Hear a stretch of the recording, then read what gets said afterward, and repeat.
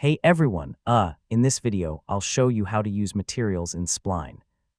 If you want your three-dimensional models to look more realistic, polished, or visually interesting, materials are one of the most important tools you'll use. Yeah, they control how surfaces look, reflect light, and interact with the environment. Let's go through everything step by step in 2026. First, open an existing Spline project or create a new one. Then select the object that you want to customize with a material. Next, find the Materials section in the Properties panel.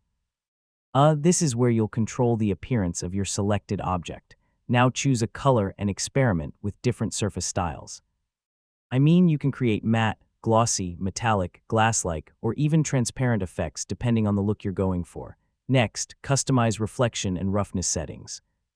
Yeah, higher reflections create shiny surfaces, while higher roughness values make materials appear softer and less reflective. Materials look their best when paired with good lighting.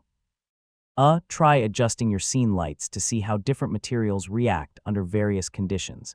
Don't be afraid to experiment with combinations. You can use different materials on different objects to create more depth and visual contrast throughout your scene. Once you're happy with the result, preview the project and make final adjustments.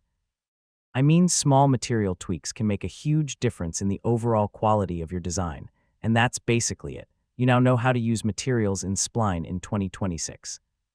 With a little experimentation, you can make your projects look far more professional and visually appealing. Thanks for watching, and I'll see you in the next tutorial.